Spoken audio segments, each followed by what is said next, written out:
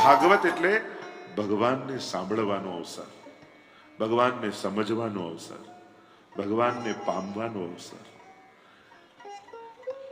સ્વરૂપ રૂપે પ્રભુ પ્રગટ ક્યારે થાય એ કાંઈ નક્કી નથી, પણ જ્યારે એ જ ભગવાન કથા રૂપે પ્રગટ થતા હોય. એટલે આપણે ત્યાં તો કહેવાય કે આ કલયુગમાં કૃષ્ણ મળ્યા, કઈ રીતે મળ્યા, ઘણી બધી ચર્ચા કરી શકાય, પણ જો કલયુગમાં કથા મળીને તો સમજો કૃષ્ણ મળી જ ગયા. કારણ કે આ કલયુગમાં કથા જ કૃષ્ણનું સ્વરૂપ છે.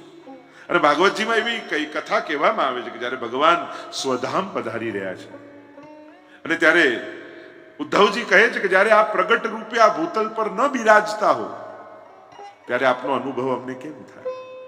અને ત્યારે ભગવાને પોતાનું સમગ્ર તેજ શ્રીમદ ભાગવતમાં પધરાવ્યું અને કહ્યું કલયુગમાં આ મારું જ સ્વરૂપ છે. અને એમ ભાગવતજી શ્રીનાથજીનું વાંગમય વાણીમય રૂપ, પ્રસિદ્ધ દ્વાદશાંગો હિ પુરુષા, 12 અંગ વાળા શ્રીનાથજી, તો 12 સ્કંદ વાળું શ્રીમદ ભાગવત. પહેલો બીજો સ્કંદ શ્રીનાથજીના બંને ચરણ, ત્રીજો અને ચોથો સ્કંદ બંને બાહુ, પંચમ અને ષષ્ઠ સ્કંદ બંને જંઘાઓ શ્રીનાથજીની, સપ્તમ સ્કંદ શ્રીનાથજીનો મુષ્ટિકા વાળો હાથ, આઠમો ને નવમો સ્કંદ બંને વક્ષસ્થળ, દશમ સ્કંદ એ હૃદય, એકાદશ સ્કંદ એ મસ્તક, 12મો સ્કંદ શ્રીનાથજી બાબાનો ઊંચો ઉઠેલો હાથ, જેનાથી નિજ ભક્તોને પોતાના શરણમાં બોલાવે છે, આવ આવ આવ આવ આવ. એ આશ્રય લીલા, જે જીવને આપેલું પરમાત્માનું આમંત્રણ. જો પ્રભુ બે વસ્તુ આપે, સૌથી પહેલા આમંત્રણ આપે અને શરણે જાઓ પછી અભય આપે. આ બે વસ્તુનું દાન છે. બાકી કોઈ ભગવાન બોલાવતા નથી પોતાની પાસે. આ એક શ્રીનાથજી બાબા એવો છે કે પોતાના નિકુંજના દ્વાર ઉપર ઉભા રહી એક એક ભક્તોને શોધીને એમ કે આવ આવ આવ આવ. આ શ્રીનાથજી બાબાનું સૌંદર્ય છે. અને જ્યારે તમે આવો ને તો કહ્યું જય જય શ્રી વલ્લભ પ્રભુ વિઠ્ઠલેશ સાથે નિજ જન પર કરત કૃપા ધરત હાથ હે માથે और अपनो कर गोकुल पति भरत ताही बाथे. પોતાને બાથ ભીડી લે ઠાકોર. તમને જેટલો ઠાકોરજી પર વાલ નથી ને એના કરતા અનેક ગણો પ્રભુને તમે બહુ વાલા છો. તમને તમારા દોષો યાદ રહે છે કે હું આવો પાપી છું, દોષિત છું, દુર્ગુણો મારી અંદર છે. તમને જે દેખાય છે ને એમાંથી એકે વસ્તુ ઠાકોરજીને તમારામાં દેખાતી નથી. પ્રભુને તેટલું જ દેખાય, તો મારો છે. મર્યાદા માર્ગમાં જે સારો એ મારો. ગીતાજીમાં ભગવાને લિસ્ટ આપ્યું ને, યો ભક્ત સમય પ્રિય, યો ભક્ત સમય પ્રિય, આવો ભક્ત ગમે આવો. પુષ્ટિ માર્ગમાં જે મારો એ સારો જ, અને જે આપણો હોય એમાં પછી દોષ ન દેખાય. કોઈ માને એનો દીકરો ગમે તેટલો તોફાની હોય તો ઘણી જગ્યાએ જીત એમ ના કે તોફાની, એમ કે બહુ એક્ટિવ છે અમારો છોકરો. હા ભાઈ એક્ટિવ છે, બીજું તો શું કહીએ. એક બે છોકરાઓ એટલા તોફાની એક મા બાપના ઘરે, તો સમાચાર મળ્યા કે ગામમાં વાવાઝોડું આવવાનું છે. તેમને થયું કે મામાને ત્યાં અઠવાડિયા માટે મોકલી દઈએ, જેથી વાવાઝોડું શાંત થાય પછી બોલાવી લઈશું. એવા તોફાન. તો બંને ગયા. 4 દિવસ રહ્યા તો મામાની ચિઠ્ઠી આવી કે વાવાઝોડું અહીંયા મોકલો ને આને લઈ જાઓ. પેલું સહન કરી લેજો, આ બે સહન થાય એવા નથી. મૂળ વાત એવા છે. તો માને ક્યાં દોષ દેખાવાના? આ સ્વભાવ છે પરમાત્માનો. ભાગવત દ્વારા આ જ જાણવાનું છે. ધાતૃચિતામ તતોન્યમ કંબા દયાલુ શરણમ બ્રજેમાં. પૂતના મારવા આવે ને તો એ મારવા વાળીમાં જેને માં દેખાય એ જ અમારો શ્રીનાથજી બાબા છે. કારણ કે ગતિ માની આપે છે ભગવાન, અસુરની ગતિ નથી આપતા. એમાં એને માં, આની ક્રિયા તો માં જેવી છે. જો કેવી માં જેવું મને પાન કરાવે છે.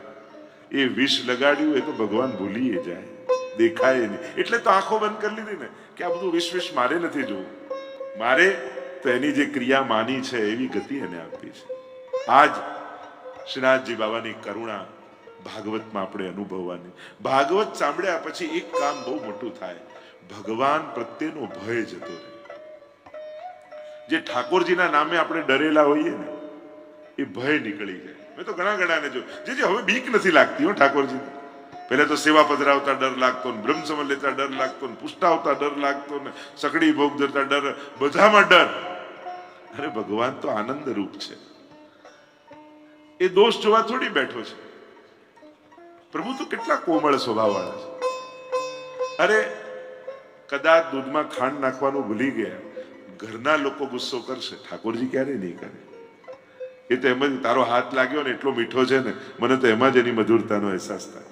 ભગવાન પાત્ર જોઈને કૃપા નથી કરતા, પ્રભુ વસ્તુ જોઈને કૃપા નથી કરતા, પ્રભુ હાથ જોઈને કૃપા કરે છે કે ધર્યું કોણે છે, શું ધર્યું, કેટલું ધર્યું, એ ઠાકોરજી નથી જોતા, કોણે ધર્યું એ તમને અગાધ પ્રેમ કરે છે. જે દિવસે પ્રભુના પ્રેમને ઓળખી જશો ને ત્યારે તમને એમ લાગશે કે અરે મારો ભાવ તો પ્રભુના પ્રેમની આગળ કાંઈ નથી. એવી કરુણા પ્રભુની છે. શ્રીમદ ભાગવતની આ મહિમા અનેક પ્રકારથી અનેક શાસ્ત્રોમાં, ભાગવતની અંદર પણ વ્રજની મહિમા છે. એટલે કે વ્રજ અને ભાગવત અન્યોન્ય છે, જુદા નથી. કે ભાગવતમાં મહત્તા જ આ વ્રજની લીલાને કારણે, બાકી અન્ય કથાઓ તો અન્ય પુરાણોમાં છે, પણ સારસ્વત કલ્પના દ્વાપરમાં પ્રગટેલા પ્રભુની કથા એ શ્રીમદ ભાગવતમાં છે. એટલે જ અન્ય પુરાણો કરતા ભાગવતની મહિમા છે. એની પણ કથાઓ આગળ આપણે જેમ જોતા જઈશું એમ ગાતા જઈશું. વ્રજ ભૂમિ અને જે પણ વસ્તુમાં વ્રજ લાગી જાય એની મહિમા વધી જાય. વ્રજવાસી, વ્રજ ભોજન, વ્રજ ભાષા, વ્રજ ભૂષા, જેમાં વ્રજ લાગે એની મહિમા વધી જાય. જો આ ભૂમિ છે, ભૂમિ તો બધી જ છે, સબ ભૂમિ ગોપાલ કી, पर ये तो भूमि ही गोपाल रूप है कि જ્યાં પગ મુકતા જ કૃષ્ણ કહેવાની ઈચ્છા થાય એ ભૂમિ વ્રજ છે. જેની રજનો સ્પર્શ થતા જ ગોપીઓની સુધી મનમાં આવી જાય એ જ વ્રજ ભૂમિ છે. વ્રજની ભૂમિનો જ મહિમા. ઘણી ભૂમિ જ એવી છે, આ ભક્તિની ભૂમિ છે. સ્પર્શ થતા જ ભક્તિ ભાવ જાગૃત થઈ જાય. અને એટલા માટે થોડી લૌકિકતા 7 દિવસ ઘટાડી દેજો. જેમ ઘરે રહો છો એ રીતે નથી રહેવું. આ 7 દિવસ ઠાકોરજીના નામે લખી નાખજો કે અમારા 7 દિવસ પ્રભુના, અને પ્રભુને ગમે એ રીતે 7 દિવસ મારે કાઢવા છે. ક્યાંકથી મળતું હોય તો આવી ધોતી બંડી લઈ આવજો.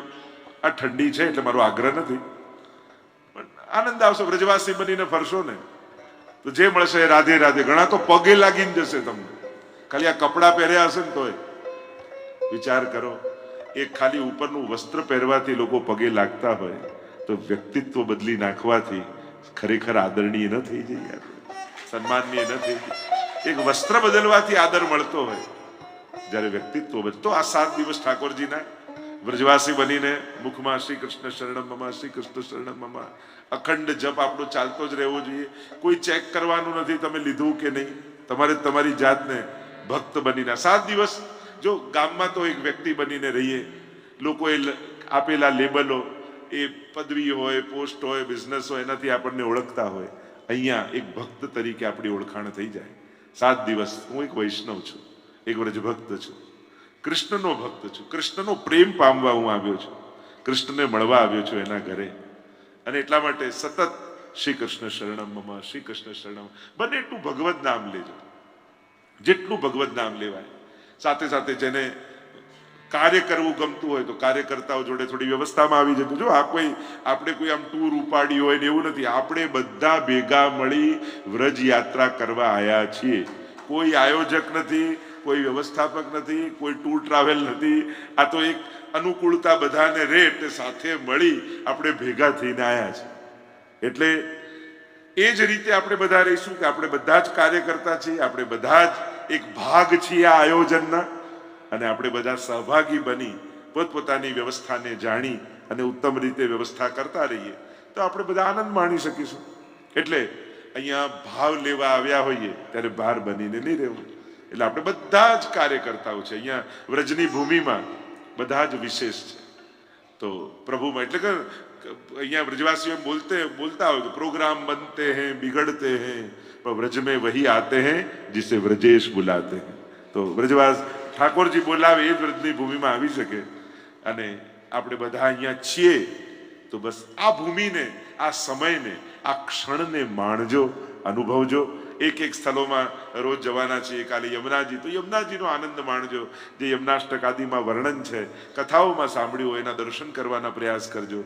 ગોકુલમાં જઈશું, ગિરિરાજજીમાં જઈશું. એક એક એક એક સ્થળોનો આનંદ અને અહેસાસ કાયમ માટેની એક મધુર સ્મૃતિ બની જાય કે તમે આંખ બંધ કરો એટલે તમને વ્રજ યાદ આવે. એ રીતે વ્રજને 7 દિવસ વ્રજમાં રહેજો, 7મા દિવસને વ્રજને તમે લઈને જજો. વ્રજવાસી બનીને જઈશું, વ્રજને પોતાનામાં વસાઈને જઈશું. 2 પ્રકારના વ્રજવાસીઓ, એક જે વ્રજમાં વાસ કરે અને બીજા જેણે વ્રજને પોતાનામાં વસાવી લીધું હોય, એ પણ એક વ્રજવાસી છે. તો એ રીતે પણ તો વ્રજ ભાષા કોશિશ કરજો, વ્રજ ભાષા બોલવાની. જો પ્રભુને આપણે ત્યાં તો ઠાકોરજી કહે છે કે એક વ્રજવાસીને કે ગારી પર 100 આદર બલિહારી. તમારી 100 સંસ્કૃતની સ્તુતિઓ કરતા ઠાકોરજીને વ્રજવાસીની ગાળ ગમે છે. અરે કાં જા રહ્યો, વ્રજની પણ અમુક શબ્દો છે. તો ઠાકોરજીને વ્રજભાષા બહુ પ્રિય છે. એટલે આ રહ્યો હું, જા રહ્યો હું, ખા રહ્યો હું, એમ થોડો પ્રયાસ કરજો. એટલે ઘરે જઈને કોઈ 2 શબ્દ બોલો તો એમને થાય કે આ વ્રજ જઈને બરાબર આવ્યા છે, વ્રજનો રંગ ચડાઈને આવ્યા છે. થોડો પ્રયાસ કરો. અંદર બોલતા હોય ત્યારે પુષ્ટિમાર્ગીય શબ્દોનો પ્રયોગ કરો. ભાષા ભૂષા, ભોજન, એમ તો વ્રજનો ભોજન ટિપિકલ જો વિચારવા જાઓ તો અહીંયા તો બેજર કી રોટી, ટેટી કો શાક, દહીં, આખું એનું કીર્તન ગાયું છે કે બ્રજ કો યહ મેવા એક ટેટી, જાકો હોત શાક સદાનો ઓર બેજર કી રોટી. અહીંયા બેજરની રોટી, ટેટી એટલે કૈડા, જે તમે ગુજરાતીમાં કહો ને કૈડાનું અથાણું નાખતા હોય ને, એને વ્રજભાષામાં ટેટી કહેવાય. આપણે ગુજરાતીમાં ટેટી એટલે પેલું ટેટી માનીએ, તો એ નહીં, કૈડા જે અથાણું નાખતા હોય ને, તો એ નાના બોર જેવા આવે, એટલે એ ટેટી અહીંયાનું વિશેષ છે. અને વ્રજની 2 પ્રસિદ્ધ છે, એક ટેટી ને બીજું કંકોડા. જો શ્રીનાથજી બાબા જ્યારે ટોડકા ઘનામાં પધાર્યા અને એટલા બધા કાંટા કાંકરા ને ત્યાં ચતુરા નાગા રે, નાગા સાધુઓ, વર્ષોથી એમના મનમાં મનોરથ હતો એ ચતુરા નાગા, શ્રીનાથજીની સેવા મને ક્યારે મળે. અને જ્યારે યવનોના ઉપદ્રવ થતા હતા, મંદિરો તોડતા હતા, અને આ તો લીલા છે પ્રભુની. ગાડા પર બિરાજીને પધાર્યા ટોડના ઘનામાં, શ્રીનાથજીની બેઠક, રાસ ચોતરો હતો, બિરાજ્યા. અને ત્યારે એમને થયું કે શું આરો ગાવું, અને કાંટા અને કાંકરા ઉગે શું, આટલી ઝાડીઓ કાંટાની, અને કંકોડા જોયા ઉગેલા કાંટાઓમાં, એ તોડ્યા. અને એટલે જ કંકોડા તેરસ આવે ને શ્રાવણ મહિના, અને લોકોને એ બધું યાદે બહુ રહેતું હોય. કંકોડા તેરસ, કચોરી પૂનમ, જલેબી નોમ કહીએ ને, હમણાં આવશે 24 તારીખ, એટલે ગુસાઈજીનો ઉત્સવ. એટલે ઘણી વાર હું પૂછું ને કે ડાકોરનું શું વખણાય, રણછોડ રાય, ગોટા તો ખાઈને આવો છો. પણ લોકો સમજતા ગોટા જ યાદ આવે, ડાકોર આવતા જ ગોટા યાદ આવે. એમ શ્રીનાથજીનું વખણાય, વ્રજનું વખણાય.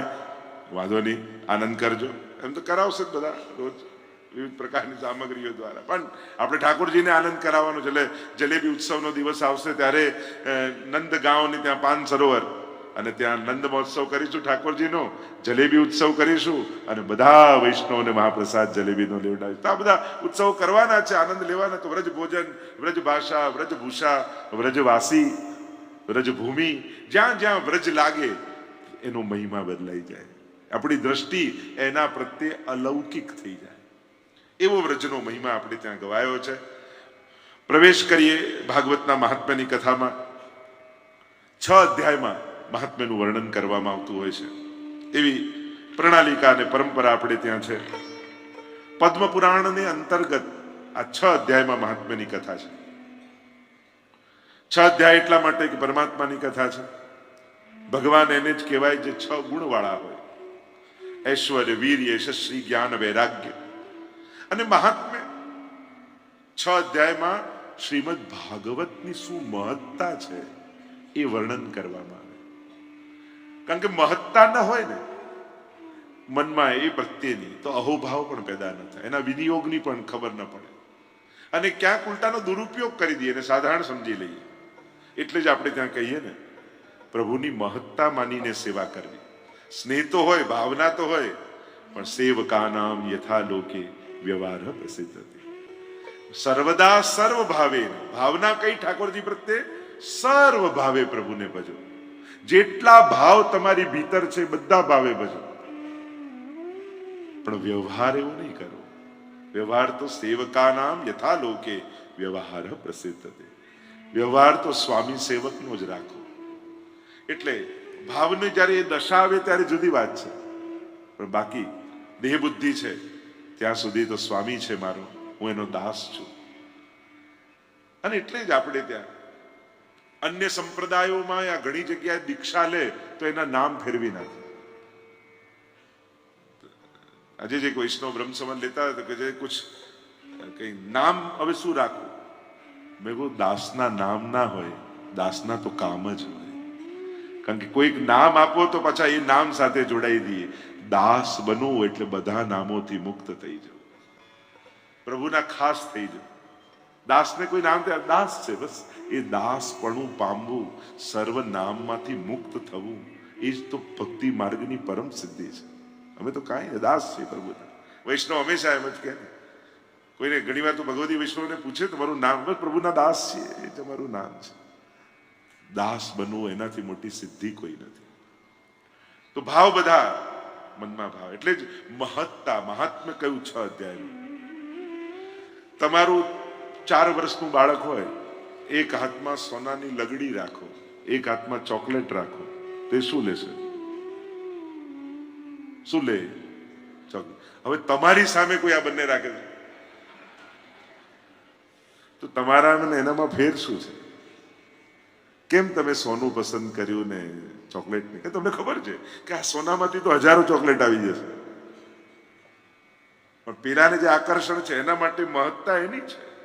પણ તમે મહાત્મ્યને જાણો છો સોનાના. એમ જ અન્ય કોઈ સમજે ન સમજે, વૈષ્ણવ તો ભાગવતના મહાત્મ્યને જાણે છે કે 17 પુરાણોનો મહિમા એક ભાગવત શ્રવણ કરવાથી સિદ્ધ થાય. જેટલા શાસ્ત્રોમાં પુણ્યો વર્ણિત કર્યા છે, કોઈ એમ કે કોઈએ કેવું પુણ્ય કરું કે કરવાથી બધા પુણ્ય થઈ જાય, તો કે હા, ભાગવત એવું પુણ્ય છે જે કરવાથી શાસ્ત્રોમાં વર્ણિત બધા પુણ્યો સિદ્ધ થઈ જાય છે. કોઈ એમ વિચાર કરે કે મેં અનેક પાપ કર્યા છે, મારે પ્રાયશ્ચિત કરવું છે. દરેક પાપનું પ્રાયશ્ચિત જુદું છે. ગૌ હત્યાનું પ્રાયશ્ચિતા, બ્રહ્મ હત્યાનું પ્રાયશ્ચિતા, કોઈનું લઈ લેવાનું પ્રાયશ્ચિતા, કોઈનું આ, દરેક પાપના પ્રાયશ્ચિત જુદા છે. કોઈ કે એક એવું પ્રાયશ્ચિત કરું કે જે કરવાથી બધા પાપો નિર્મૂળ થઈ જાય, તો કે હા, શ્રીમદ ભાગવત એ જો સૌથી મોટું પુણ્ય છે તો એ સૌથી મોટું પ્રાયશ્ચિત પણ છે. સર્વ પાપોનો નાશ કેવલ શ્રીમદ ભાગવત શ્રવણ કરવાથી થાય છે. કોઈ એક એવું ભક્તિ કે સેવા ખરી કે જેનાથી ઠાકોરજી રાજી થઈ જાય, એમને સર્વોચ્ચ આનંદ મળી જાય? કે આ ભાગવત શ્રવણ, એનાથી પ્રભુ બહુ પ્રસન્ન થાય છે. યત્ર યત્ર ચતુર્વક્ત્ર શ્રીમદ ભાગવતમ ભવેત ગચ્છામિ તત્ર તત્રાહમ ગૌર યથા સુતવત્સલાહ. બ્રજમાં કંઈક ને કંઈક તો થતું રહેશે, વાંધો નહીં. કદાચ પ્રભુના સખાઓ ખેલી રહ્યા લાગે છે ઉપર. અને એટલા માટે यहाँ तो कुछ न कुछ कोई न कोई प्रभु की याद दे. જ્યારે કાંઈ પણ વિક્ષેપ આવે તો ઠાકોરજીની યાદ કરજો, ઠાકોરજી યાદ અપાય પોતાને. હંમેશા કોઈ પણ વિક્ષેપ આવે યાદ કરજો, ઠાકોરજી ખટખટ કરે છે, પ્રભુ મને યાદ અપાવે. એને વિક્ષેપ નહીં માનવો, એને પ્રસાદ માનવો, પ્રભુની સ્મૃતિ માનવી કે પ્રભુ મને એમને યાદ અપાવી રહ્યા છે, એટલે મન પાછું ઠાકોરજીમાં જાય. વ્રજનો મહિમા જે છે, અહીંયા વિપરીતતામાં પણ પ્રભુનું સ્મરણ થાય. સંસારમાં શું થાય? વિપરીત. ઓ ભગવાન નારાજ થયા, ઠાકોરજી નારાજ થયા. અહીંયા તો જો ઠાકોરજી યાદ અપાયા. પ્રભુ જાણી કરીને કેમ માખણ ચોરી કરવા જાય, મટકી ફોડી નાખે, આ બધું પ્રભુ એનું સ્મરણ કરાવે છે વ્રજ ભક્તોને. એટલે અહીંયા તો પ્રભુની વિપરીત લીલા પણ એની કૃપા જ જાણવી, દરેક ઘટના એની સુધી કરાવનારી છે. તો મહાત્મ્ય અહીંયા 6 અધ્યાયમાં મહાત્મ્યની કથાનું વર્ણન કર્યું. આવો પ્રવેશ કરીએ ભાગવતના મહાત્મ્યની દિવ્ય કથામાં. મંગલાચરણ કર્યું છે વ્યાસજીએ, અને મંગલાચરણ કરતા વ્યાસજી બોલ્યા, મંગલાચરણ, મંગલ ઉચ્ચારણ, મંગલ સ્મરણ, આ બધું મંગલાચરણ છે. મંગલાચરણ આપણે ત્યાં એક વિધિ એવી છે, સત્સંગ કરીએ, પાઠ કરીએ, નિત્ય નિયમ કરીએ, સેવા કરીએ, સૌથી પહેલા મંગલાચરણ. જો આપણે ત્યાં સેવામાં પણ જ્યારે તમે યમુનાજીનું સ્મરણ કરો છો, મહાપ્રભુજીનું જગાવતા પહેલા આ બધું મંગલાચરણ જ છે. એટલે કે અમંગલ ભાવનાઓ નાશ પામે અને મનમાં મંગલ જાગે. આ મંગલ છે કોણ? તો કે મંગલ રૂપ નિધાન સાંવરો મંગલ રૂપ નિધાન. આપણા જીવનમાં મંગલ કોઈ કરી શકે એવું હોય તો એક ઠાકોરજી છે. દુનિયાનો માણસ સહાયતા કરે, મદદ કરે, સલાહ આપે, સાથ આપે, સુખ તો કેવલ ઈશ્વર જ આપી શકે છે. અનેક પ્રકારના લોકો દુનિયામાં હોય સહાયક એવા. 3 પ્રકારના એમ તો સહાયક લોકો હોય. એક એલોપેથીના ડોક્ટર જેવા, બીજા આયુર્વેદિક ડોક્ટર જેવા, અને ત્રીજો હોમિયોપેથિક ડોક્ટર જેવા. આપણા મિત્ર વર્તુળમાં સહાયકોમાં 3 પ્રકારના લોકો. કદાચ કોઈ ડોક્ટર બેઠા હોય તો ખોટા તો ખાલી વાત હસવા માટેની વાત. જે ઇમરજન્સીમાં મિત્રો કામ લાગે ને એલોપેથી જેવા. તત્કાલ કંઈક જરૂર આ કંઈક દુખાવો છે, તુરંત એલોપેથિક દવા લો એટલે તુરંત અસર. આયુર્વેદિક વાળા સહાયક લોકો એમ કડવા હોય, તુરંત કામ હોય ત્યારે કામ ના લાગે. હમણાં નહીં આવ્યો, પછી અઠવાડિયા પછી આવીશ, કાલે આવીશ, પણ હમણાં તાત્કાલિક નહીં ભાવે. હા, આયુર્વેદિક જેવા ધીમે ધીમે અસર કરે, ધીમે. હોમિયોપેથિક જેવા બહુ મીઠા હોય, પણ ભરોસો જ ના આવે કે આ કામ કરશે કે નહીં કરે. ઘણી વાર ગોળી કરતા જઈએ પણ એમ મનમાં કોન્ફિડન્સ ના આવે કે થઈ જશે. એમ ઘણી વાર દુનિયામાં આવા 3 પ્રકારના લોકો આપણને મળતા હોય. પણ ઠાકોરજી એવો છે ને, તમે માંગો ત્યારે નહીં આપે, તમને જરૂર હશે ને ત્યારે સૌથી પહેલો આવીને ઊભો હશે. જ્યારે તમને જરૂર હશે ત્યારે ચોક્કસ તમારો વિશ્વાસ ક્યારે તોડશે નહીં. કેટલી ઘટનાઓ, કેટલા પ્રસંગો આપણે વાંચીએ છીએ, સ્મરણ કરીએ છીએ, અનુભવીએ છીએ. મંગલ રૂપ કોઈ જીવનમાં હોય અને તમે તમારું મંગલ ઈચ્છો છો. જે વસ્તુ જ્યાંથી મળે ત્યાં જ મેળવાય. સંસાર પાસે પોતાનું મંગલ, સુખ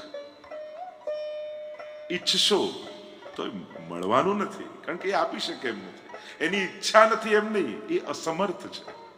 અમુક વસ્તુ માટે સંસાર અસમર્થ છે, કેપેબલ નથી. ઈચ્છવા છતાંય એ કરી નથી શકતો. સામર્થ્યવાન તો કેવલ ઈશ્વર છે.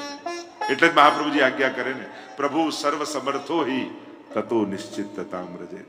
જીવનમાં નિશ્ચિંતતા જોઈતી હોય તો સર્વ સમર્થના શરણે જવું પડે, અને સર્વ સામર્થ્યવાન એ કેવલ ઠાકોરજી છે.